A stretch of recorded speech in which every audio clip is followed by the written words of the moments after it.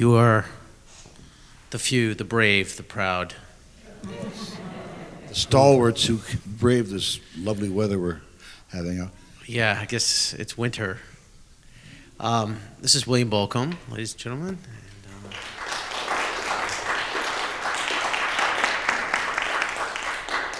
And we're really privileged to have you here, and on this very festive occasion of presenting all this music. I'm Derek Bermel. I'm the Artist-in-Residence here at the Institute for Advanced Study, and it's a pleasure to be here and to be able to share a lot of this music with you. Please come down. Don't be shy. It'd be lovely if everybody came down. I know Margaret's not. Well, of course, that's right. We do have these marvelous microphones, which are not exactly secure, but they reach to the farthest edges of the known universe of Wolfenson Hall. yeah. So there's a redshift emanating.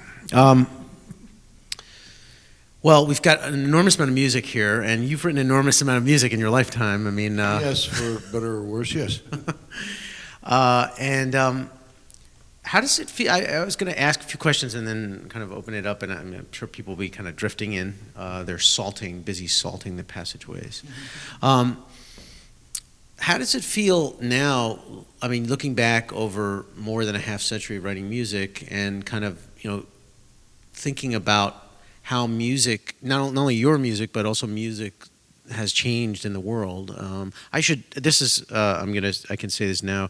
What's the word that you say when you, it's a caveat, but that I studied with William Bolcom, so he's both my teacher and disclosure. Sorry, full disclosure. In the interest of full disclosure, footnote. Yes. So in any case, but I want to say, how does that? How does it feel to look back on both American music in the world, and your music? How does that all it's a big question, but how does it all kind of tie together, looking back on that and thinking where it was when you started writing, which was probably in your late aughts? I don't know what you call it, when you were about 9 or 8 or 9 or less, 7, I don't know. I wasn't any Mozart. I wasn't writing symphonies at 5, but I was already writing a little bit piano pieces. But he wasn't really either, was he? Really, it was kind of his dad. Well, it took him a little while to really become himself too. But already things in his teens are quite wonderful, and so he really did grow very quickly. And well, you got your first award when you were quite young, right? You got your first big Lord, I don't remember award. What they all are. And since then, you've renounced awards. Well, no, I haven't renounced them. I love the kind that have money in them. The other ones are just sort of nice, but there's nothing wrong with it. But if there's money, then why not? I'll take it. I guess it's because, there were some very early awards I did have. What happened is I was a kind of a prodigy, but I was thankfully not exploited by my parents because there had been a lot of, during the Second World War, there was a big spate of little boys and little girls with extensors playing concertos because, their feet couldn't reach the pedals. And they went around on concert careers and so on. And when I was about 5, we were living in the Montlake district of Seattle, and these people had come all the way up from Los Angeles to come and... Can you hear me? Oh, dear. How about that? Okay, I'll have to keep it up here. I'll be like a rock star, eating the microphone. How about that? All right. Well, I was about 5 years old, and so they came up and... visited us, and my mother said we got them out of the sandbox to talk to these people. They were going to put me on the road, and my folks very naturally asked, "Well, what is his life going to be like? Is he going to have any chance to play with other children?" Well, I says, "No, he'll be taught by tutors and so on, and we'll make sure he's well taken care of and so on." And they sat down a few minutes, and they said to each other, "Well, I don't think I would do that to our dog." So. Anyway, what happened is that they did turn these people down. I'm very thankful they did. They wanted to have me run around the pianist circuit. Gilbert Kalish had the same experience. His parents were also approached to put Gil on the road as a small boy. And they also... I'm not leaving because I'm not interested, but I just thought of something. Okay. So continue. Okay. Right, such as water? Is that what you're getting? Yes. Good. Thank you for that. Water. Could we get some water down here? Is it back here? Great. Yeah, there's some. I think so. In fact, yeah. He read my mind. That's what you're supposed to do. Good musicians can read each other's minds. Well, that's why we play. Yeah. Anyway, so. Good recording engineers can do the same thing. So. Good. Wonderful. So now we have water, which will help. We did actually.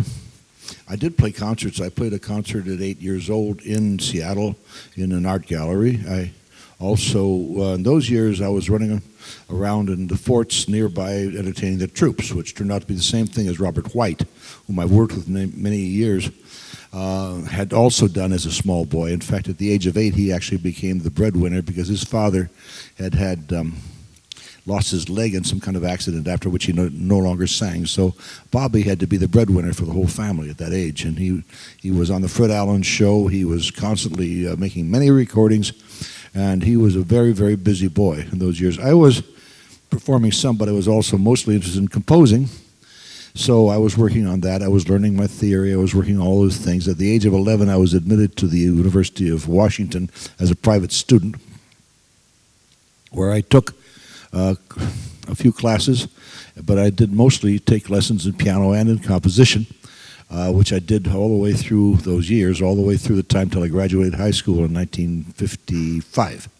What was it like those early years? I mean, in Seattle. I mean, because we know a lot about what New York, for example, was like, or what Paris was like at certain eras, but it's a very different experience to grow up in Seattle. Well, Seattle was considered a backwater. The famous line was when Sir Thomas Beecham came and conducted the Seattle Symphony. He called it a cultural dustbin. And in fact, there was a certain kind of small-town snobbishness, a little kind of insularity, smugness, which I'm afraid is still endemic to much of the West Coast, except perhaps for Los Angeles.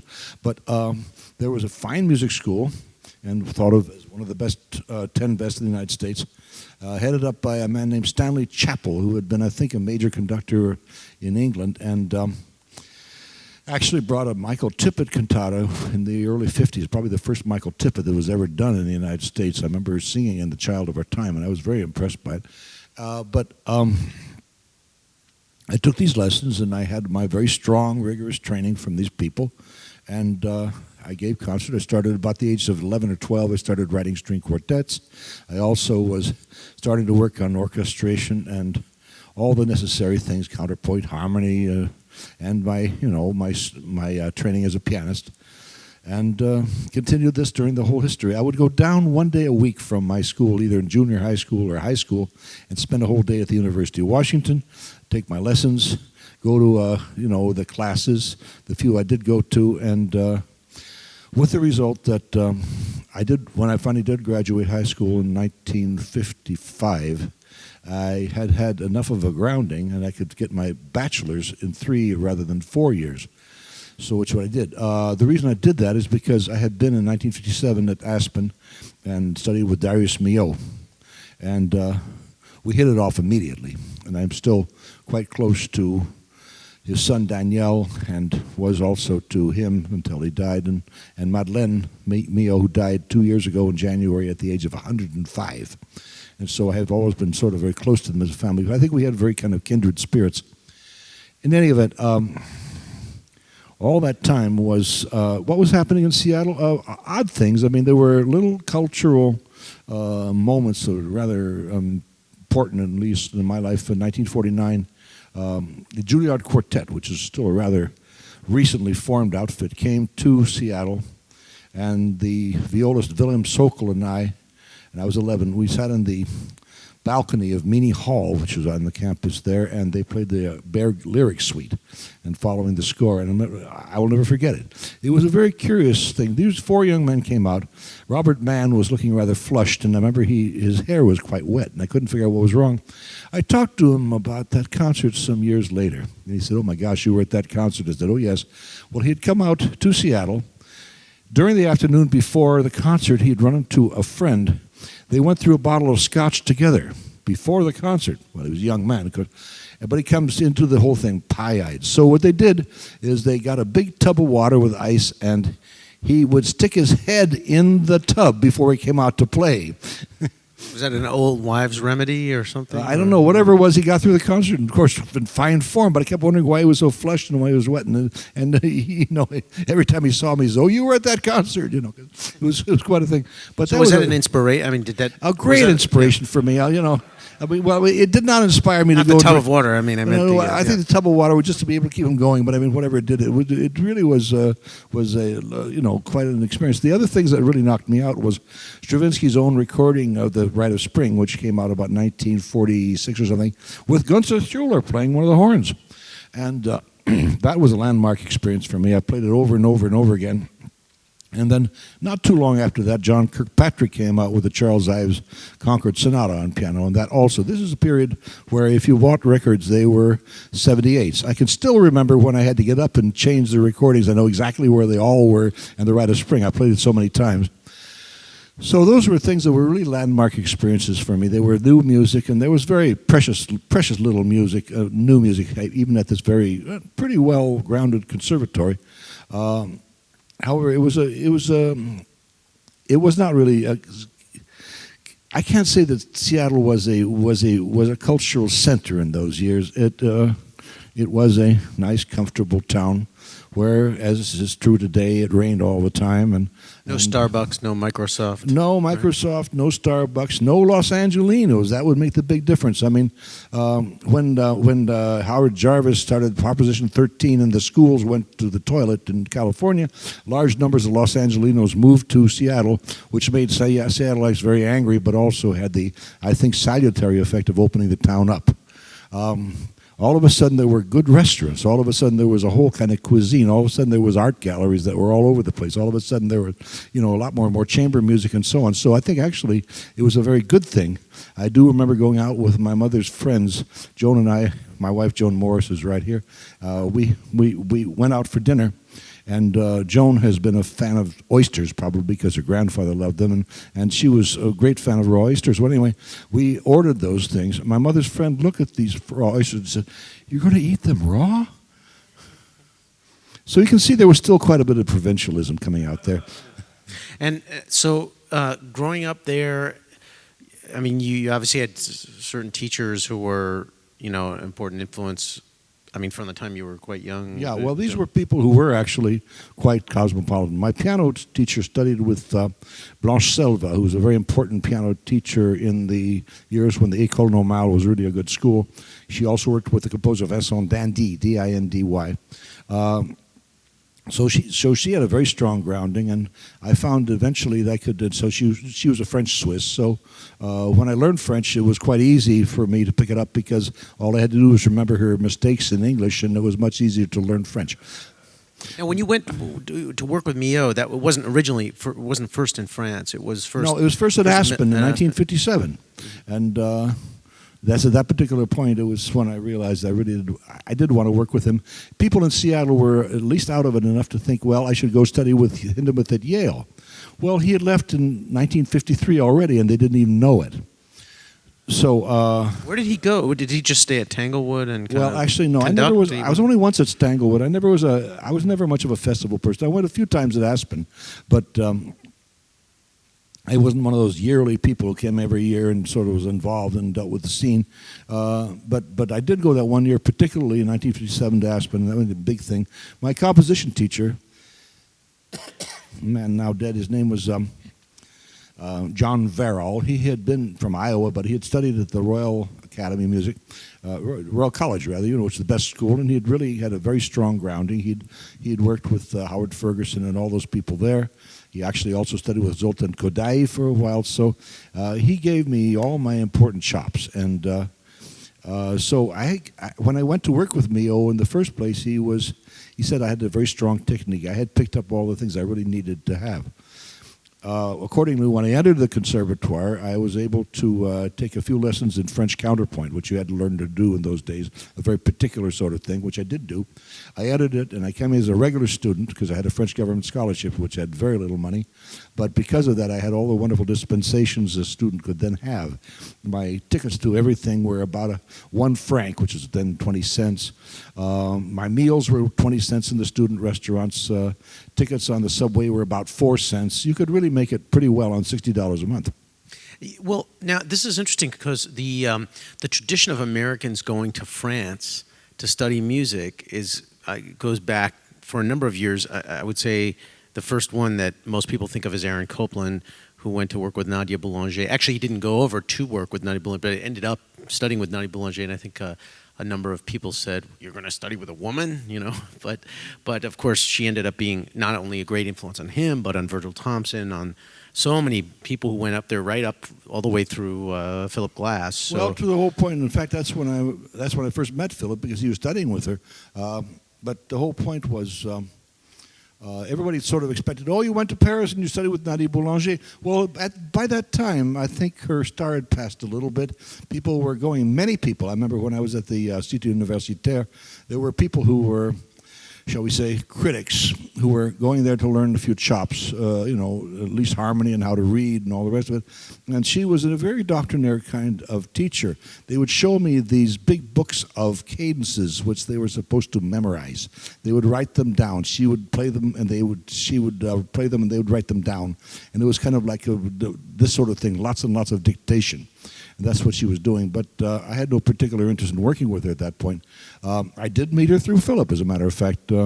My first book of piano etudes, which I premiered in 1965, were very Boulesian in cast. This is a period where, in the late 50s, when I was first, in 1958, I studied with Mio at Mills College in California, which was a girls' school but had 15 male students there. So I always told people I was a Mills girl. And anyway, but then he got me a scholarship to go to Paris, which I did in '59, and stayed there for a year and a half. I would have gone through another year, but the Vietnam War was going on, and my draft board called me. So I came back to the United States to sign up for the reserves. In those days, reservists were not sent off to fight wars. What you did is you did 8 weeks of basic training, and you did an 8-week session every summer for, I think, 6 years or something like that, and then that would get you off the hook. So I was all set to do that, and I had to come back to do that. And at the same time, I had written a thing with Arnold Weinstein, having not really met him yet, called Dynamite Tonight. At that point, it was called A Comedy of Horrors. And Arnold had been actually given me as a name by Darius Milhaud, who had met him through his son, Daniel. Arnold lots of people claim to have put you and Arnold together. I've talked to at least 3 or 4 people who claim none of them. No, the one person who did was Darius Milhaud. And that's how that all happened. Well, too bad they all can claim it, but I am here to tell you. In case you ever read that, I'm sure, because the world is full of rumors. One thing you have to understand about critics is that anything that's been said about you will be picked up by 10 other critics word for word.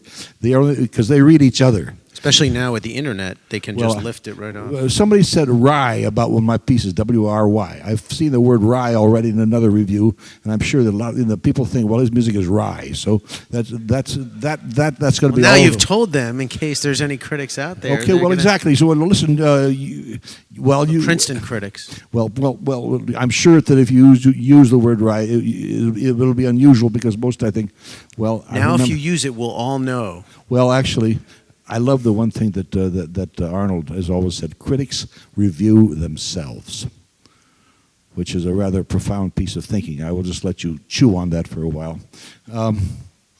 Pithy. Yes, I know. Well, so Arnold. So this gets into some interesting stuff, because Arnold. So you met Arnold, and that turned out to be a lifelong, at least for him, collaboration. Yeah, I only met him when I came to New York, because I came on New York, and in those days, flying was too expensive. So I took the United States in a very rough crossing in February 1961. I remember it was the SS United States made the crossing in 5 days, which meant it was pitching and rolling all the way, and most people were leaning over the sides of the railings and losing their dinners. But so you came back on a boat? Well, yes, because boats were cheaper, and I met a beautiful girl who we had a short affair until her boyfriend showed up. But anyway, that's. And there was nowhere to go on the boat. You had to keep running around. Well, no. But I mean, he showed up in New York. But that was after a few years. A few weeks of very pleasant dalliance. Anyway, but the point was, I got there. And not having had any idea, and I had written Arnold, he says, I have to come because the draft has called me, and I'd never heard back from him. Arnold is like many other writers in that they hate to write, you know. Who was it that said writing is people who write have a hard, because for them it's harder than it is for anybody else, which I can understand. So anyway, I didn't know. I was landing on the dope dock, and the critic John Gruen of the Herald Tribune, a paper that was then in existence, took me to a party, which was in my honor, because we'd sent over a reel-to-reel tape of Dynamite Tonight, then called Comedy of Horrors, and Arnold had played it for all of his friends. Who and included... That's your first musical that you wrote? Yeah, it was actually what's called an opera for actors. And it was from the script that Mio had given me, which he had brought back from Florence after visiting his son and talking to Arnold. So they were all very excited about it. And this was a room full of, really essentially, the whole New York school in every kind of way. Frank O'Hara, the poet, who was kind of the den mother for everyone, he was an assistant curator at the Museum of Modern Art, and he it was who would call on his phone and say, we all have to go to this gallery opening, this play opening, this poetry reading, and by gosh, everybody would show up. Now, this everybody consisted of the following people, sometimes John Cage even, but also the painters Willem de Kooning, Larry Rivers, Helen Frankenthaler, Jane Freilicher, John Button, sometimes Jasper Johns, Edward Albee, the composers Morton Feldman and David Diamond. And these are all people who knew each other, and they sort of became a kind of a rat pack of a kind of all the Howard Kanovitz, the painter. There's all these people who actually, and I was about 10 years younger than the rest of them. They were all in their 30s. They all sort of wore, I remember, a kind of a regulation blue suit, blue tie, and white shirt. It was almost a kind of a uniform for them, a kind of a badge. How he made a wonderful painting of them all dressed like this. And so it was an interesting bunch of people. They were very nice to me. I had no money. And I got a little job playing for the Amato Opera Company for a while, which was a very strange experience. And other sort of things, whatever I could do. Meantime, I would go down. I was living in everybody's spare room, and in the top of for a while in the up above a gallery on 57th Street. And I would go down to the Horn and Hardts, and that was an old trick. I would go in, and I was really broke. I would just go get some hot water, go to the ketchup counter, put the ketchup in, get some saltines, and that was lunch. Well, ketchup was reclassified by the Reagan administration as a vegetable. So that's right. So technically, you were getting your vegetables and your pasta. You got it. So I had all, that was, but at least it was nothing. Then I was able to get some jobs. Finally, David Oppenheim, bless him, said, "I will be your producer, and this is my option." He gave me $100, which here in 1961 you could live on for a while. And David Oppenheim, just so you know, he's talking about. A very famous clarinetist who, premiered many pieces. Among them, if any of you were at the last, there's a bunch of tie-ins to the last concert, because if any of you were there, I don't know if any of you were at the last concert, but I played pieces of the Darius Milhaud Sonatine from 1927, as well as the Leonard Bernstein Sonata, which was premiered by David Oppenheim. Written actually for David, and David was also quite well known as a record producer. He did quite a bit of Stravinsky. He was very close to Stravinsky. Through him, I met Stravinsky, but he also did the whole famous Music in Our Time series. He would eventually then head up NYU School of the Arts, which he helped form. An amazing man, and I loved him dearly. Anyway, these people took care of me until all of a sudden one day I get a call from Stanford. We will give you a doctorate and a deferment. I had already had my master's from Mills. So I went out to Stanford University for 3 years, and I got the Doctor of Musical Arts, a DMA. In fact, I helped them form the degree. We would have conferences as what we thought should be in it. So we worked. It's nice to know that you had a great commitment for academia. Well, it was either that or go into the go into the army. So I think I preferred academia. It wasn't because I particularly would want to have done that. Had it been my choice, especially because of the time, it was possible still to make a living making scores for plays.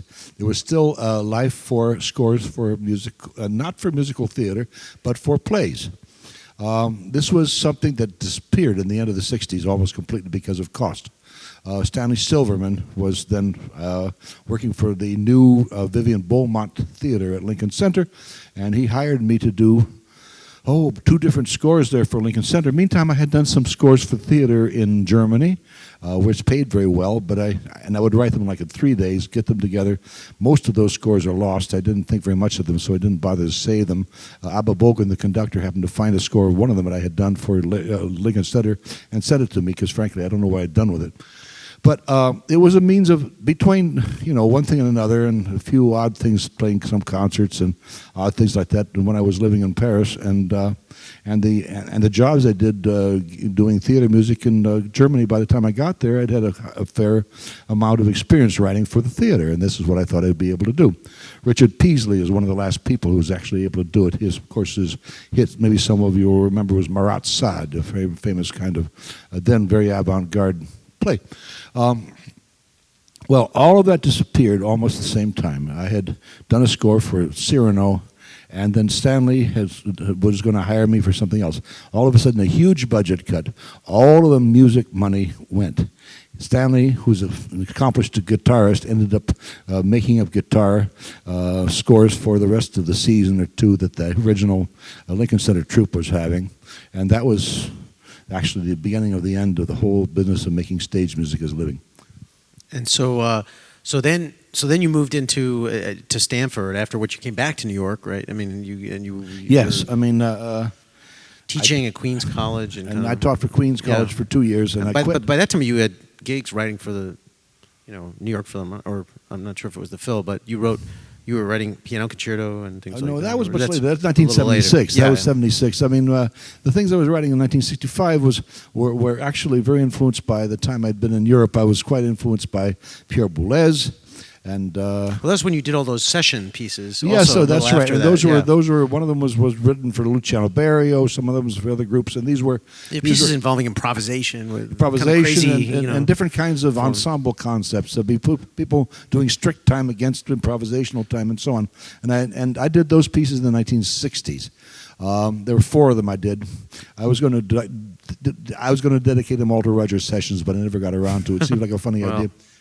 I don't know if you would, but there was something in the air with that, because both the Europeans and Americans were writing. I mean, of course, there was all the free jazz going on, folks like Coltrane, things like that. There was Lucas Foss and people doing so there was something in the air and things like that. It was very much in the air. There was a certain amount of freedom going, and I see now there's a bit of a revival of that. I've been asked by a group called Time for 3 to do a piece for them for the Indianapolis Symphony, and that will involve some improvisation.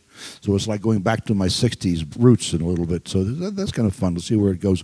But I think the whole point was that I had a scandal. In fact, you made a very funny song about my scandal. Oh, that's right. Yeah. And this was in Royan in France on the Atlantic coast.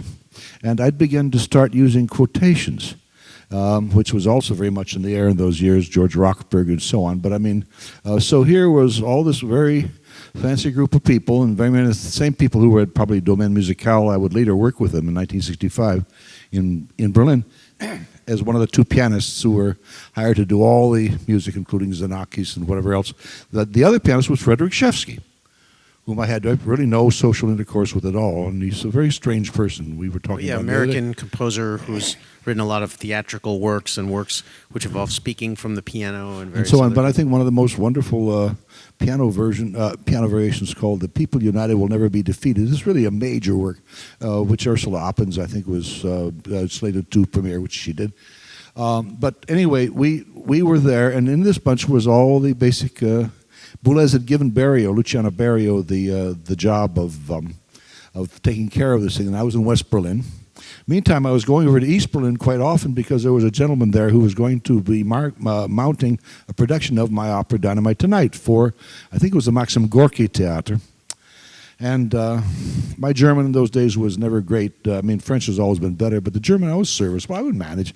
And so I was working on it with a gentleman named Jens Gerlach. I don't know to this day whether it ever got close to being mounted, but I would go over quite often to East Berlin when I was in West Berlin, which is a very curious experience indeed.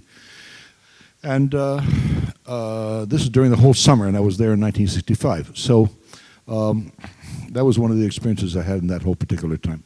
So then after that period when you, I want to fast forward to when Bill met Joan, which this is, only fast forward. 1970. That's a very fast forward. Yeah, it's 1972. Yep. Meantime, I'd gone through 2 disastrous marriages. Right, we'll skip that. We'll skip that. Please, I'd rather not. Yeah. So this is the first real one. And also, I mean, I do remember that, in the meantime, because when I first came into your office, the first thing I remember ever when I took a lesson from you was that there were 2 pictures, Cage and Ives.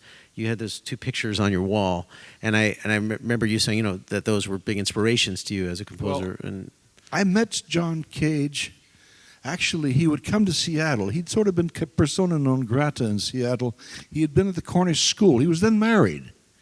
And Merce Cunningham was also teaching at the Cornish School in Seattle, and they eloped and went to New York.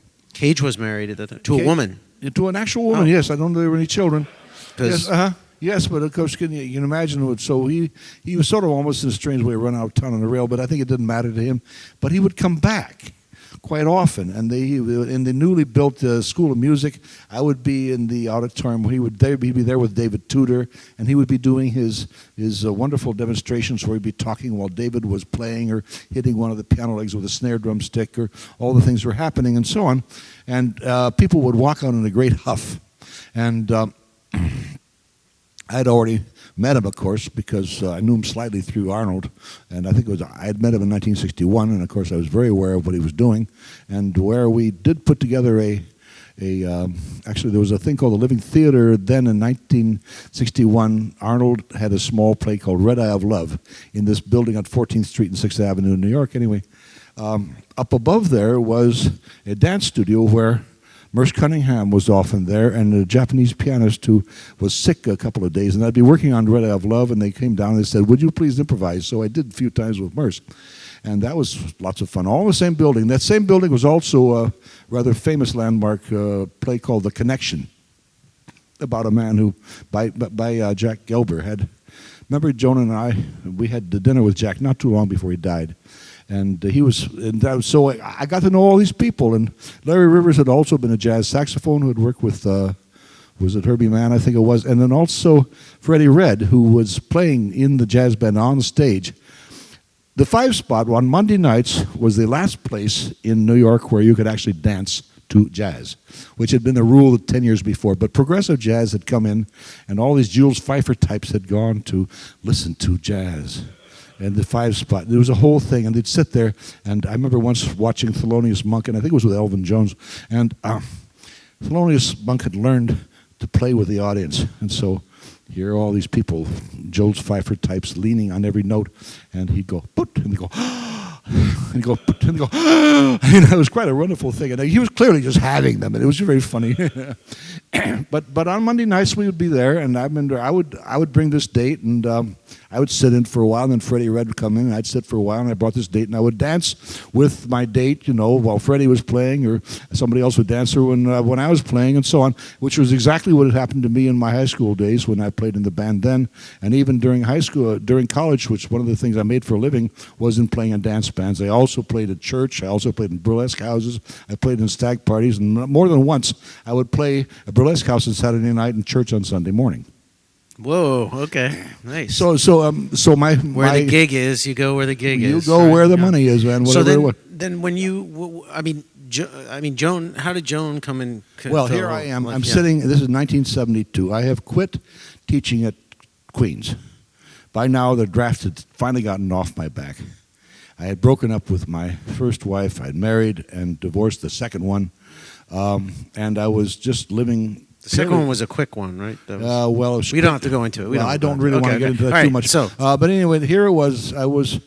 I had not yet worked out any kind of divorce. She'd sort of gone off to points unknown. We couldn't find her. But so, meantime, I couldn't marry anybody else if I wanted to, and thankfully I didn't want to. And so in 1972, I was an old friend of mine who'd been a college friend from Seattle. We were just going to go out. He'd been up on my 5th floor walk up on Christopher Street. I was right across the street from what was once then known as the Theater de Lys, but then became the Lucille Lortel Theater. It always had been owned by Lucille Lortel, but they named it a different. Well, that's a whole other story. But in any event, and I hadn't any particular plans. Nobody had called me, nothing. All of a sudden, the buzzer. And here is this girl named Francie Stoller, who I had met at parties. As a matter of fact, the same kind of parties I would often see Ellen Burstyn, who happened to be here last night. And in any event, she said, I have this girl I want you to meet. So they clambered up. Francie was pregnant with twins, and this was in March of 1972. And she clambers up 5 floors, pregnant with twins, swinging from side to side. Behind her was this little girl wearing octagonal glasses, looking like Mary Poppins, and looking much as she does today in many ways. Very similar hairdo, as a matter of fact. And she came in, and she was being set up by this wonderful Francie, who actually put 6 couples together, and 3 of whom got married. I don't know how the other 2 did it, but here we are together since 1972, so I guess so far so good. In any event, that's how I met her. And we did not want to ruin a relationship by working together. We both experienced, in fact, my second wife was a perfect case. In fact, both cases, they were both interesting. My first wife was a very talented, quite musical pianist, but she had no discipline. The second one had been a filmmaker, and she was actually the niece of James Agee. Came for a certain kind of royalty of a kind. And she had some talent, but again, there's no kind of, there was no discipline. And they were both angry at me because I was getting things done and they weren't. And so I was really not ready to try to get into the work area. And we just enjoyed each other's company. We kept going out. We did all kinds of things, and we really didn't want to get into work. What if I didn't like what she did? What if she didn't like what I did? Finally, she was playing with a harpist when she'd met on tour. She'd been touring with the old piano duo of Whittemore and Lowe, which I remember hearing when they played civic music in Everett, Washington sometime in the 50s, before they became this other thing called the Whitlow Singers. And Joan was part of that. And her friend Francie had been the one who actually had brought Joan up to me. Well, she was playing with this harpist, whom she'd also been on tour, and they were playing at the Waldorf Astoria at the Peacock Alley. And I finally screwed up courage to go and see them. And here was, back was the dining room, and the front was a kind of bar. In the middle of all this was an iced swan. And so Joan sang to the iced swan, which was very attentive. And you could see, when she sang the sad songs, a small tear would go down the iced swan. Well, I was knocked out. I said, she has absolutely a marvelous voice, the kind of person I particularly was delighted to see sing that way. She reminded me terribly much of a great 20s singer who's known then as the sweetheart of Columbia Records. I don't know if you know her name, Ruth Etting. Ruth Etting was, there was a film by Doris Day called Love Me or Leave Me about Ruth Etting, who had a very curious history, but she looked a bit like Ruth.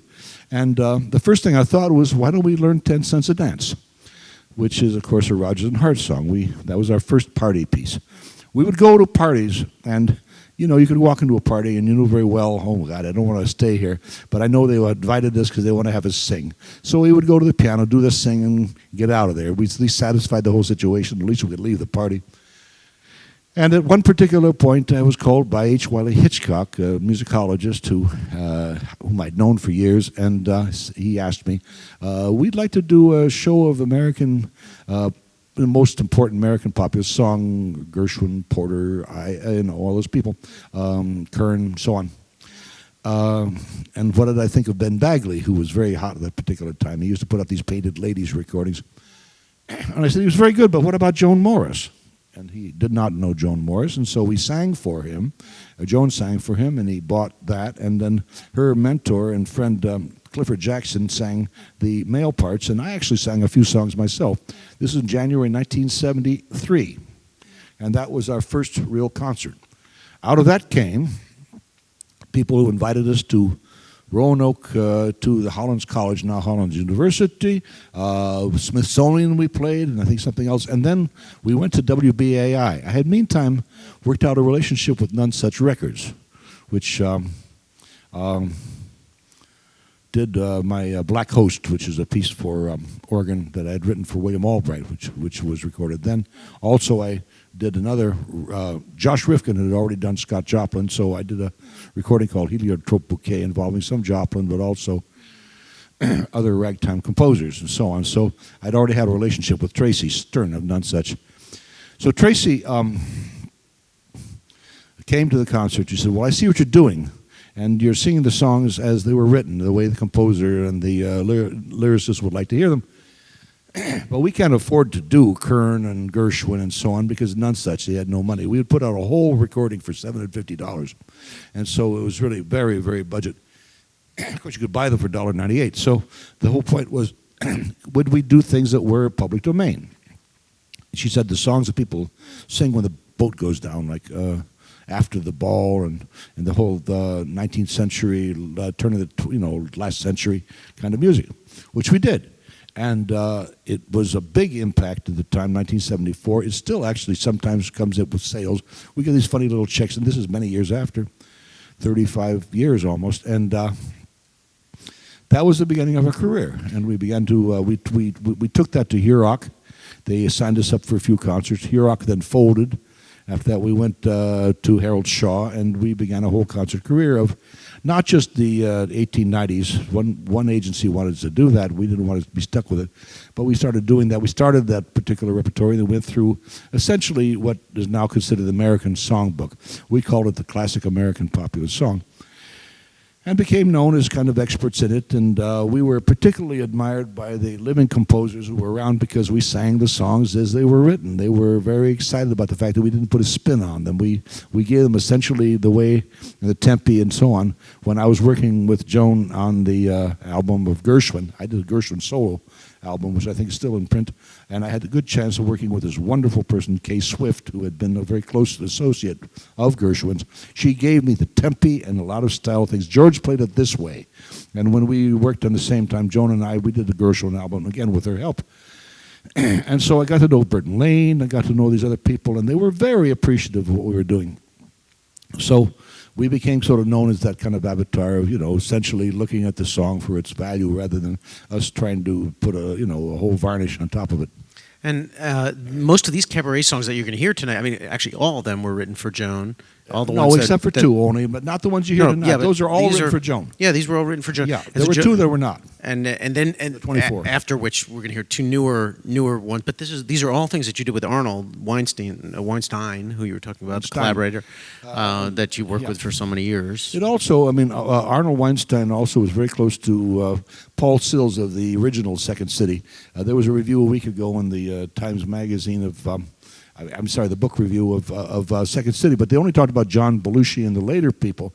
Nobody even mentioned Paul Sills or Alan Arkin or Barbara Harris or Severn Darden or Andy Duncan or all these wonderful people whom I worked with and I used to improvise with myself. But Paul had been the director for the Dynamite Tonight, and it was a whole kind of formative experience for me in many ways.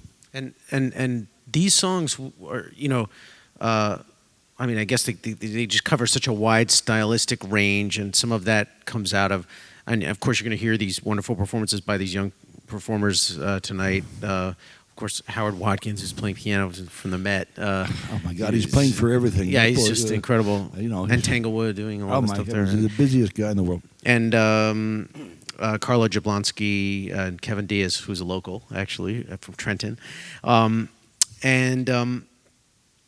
and so this is one side of your work, and then we've got this other side, which are like the sonatas, and right. Which are both very different. Yeah, one of them is actually very much influenced by the fact that my friend Sergio Luca, whom I had met and worked with since 1972, we were out in his beginning festivals and so on, asked for a sonata from me, which we premiered in the Library of Congress. Meantime, Sergio was one of the very first people to have befriended the jazz fiddlers.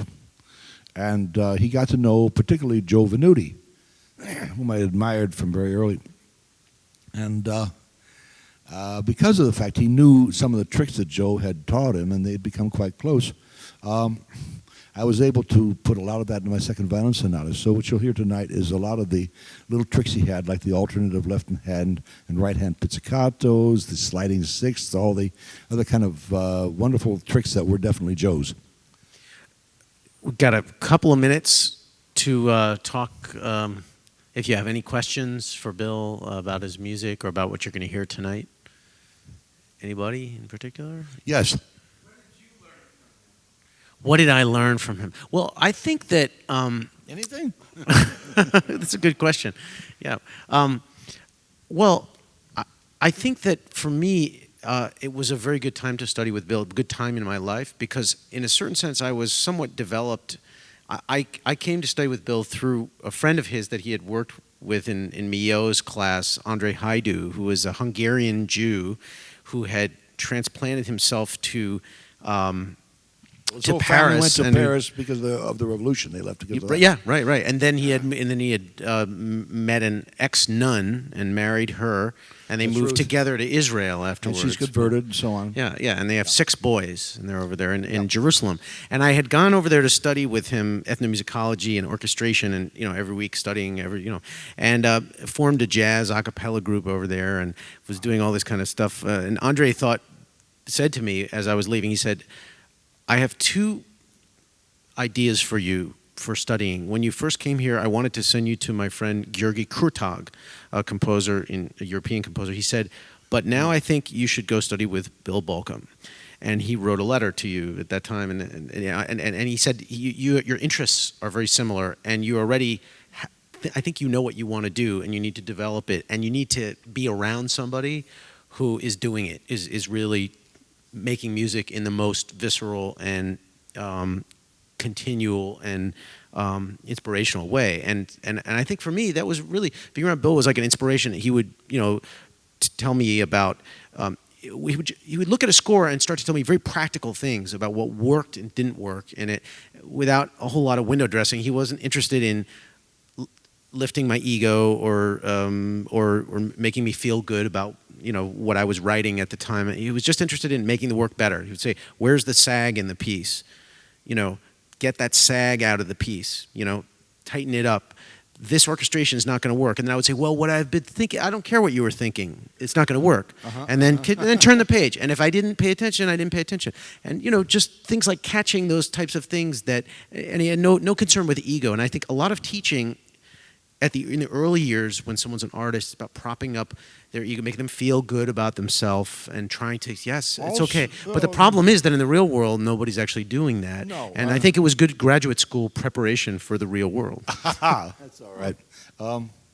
I suppose it's a very funny thing. Paul Sills, Joan was working with him for a while, and he had a wonderful clinic up in northern Wisconsin, Bailey's Harbor. He'd have a summer clinic, and she went and spent a week with him. And he said, it's not a question whether it's right or wrong, it's does it work? And this has always been my attitude. I've never been a doctrinaire or anybody. I felt there were some very useful things in serial technique I could use, but I made my own kind. But I use it my way, and I was always interested in all these things, but only because they were interesting for me, not because I felt I had to try to affiance myself with some or another movement. And I never have been very much for that. I think one of the things you told me that I had said to you a number of times is stay away from groups. You're your own man. You got to work out your own particular kind of thing. And then there'll be people who will try to latch onto you. Be careful about that, because that's also a certain kind of pitfall if you're not careful. You don't want to necessarily be a guru either. The main thing is to help people find a way for them to be who they are. Yeah. Well, yeah. I wonder how long was at Mills College, and whether you were there at the time that Dave Brubeck and Olga Gorelli lived in this area for many years were there. That was way before me. I was there in 1957. He was there. He got there, actually, he came to America in 1940 when the Vichy government took over France. And they first wanted to get him a Juilliard. He said, I don't want to be in New York. And they got him a job out there in Mills College, which reminded him of his native Provence. And he loved being there. He was there during the whole war. And then after the war, he did an alternative thing. He spent 1 year at the Conservatoire in Paris, 1 year at Mills. It was like Persephone, and I'm not quite sure which one is the hell and which one was the heaven, but that's sort of what he did. And I caught him first at Aspen, where he was there in the summers, had been there for some time in '57. No, that was a number of years after Dave Brubeck was there. And in fact, it's my great regret. Neither one of us ever met the other. We one day must do that. Yes.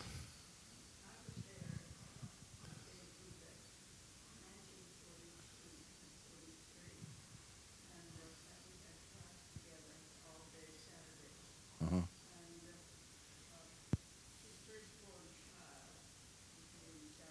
Right.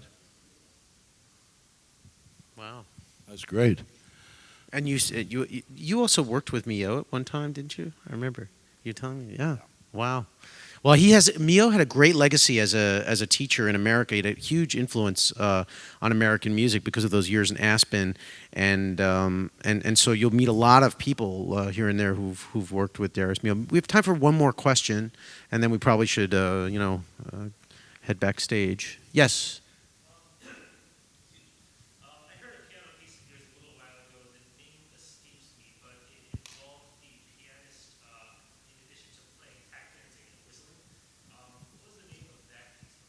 Well, that's probably the Serpent's Kiss, which was a group. Yeah, this is part of a thing called the Garden of Eden. That's when I was writing a lot of ragtime, which was in the late. Once I'd had something to do with discovering Scott Joplin, I began to write it, and it was a wonderful way to get out from underneath the imposed total chromatic of the academic style of the time. And all these things, by the way, are not original with me. There were people who did all those things.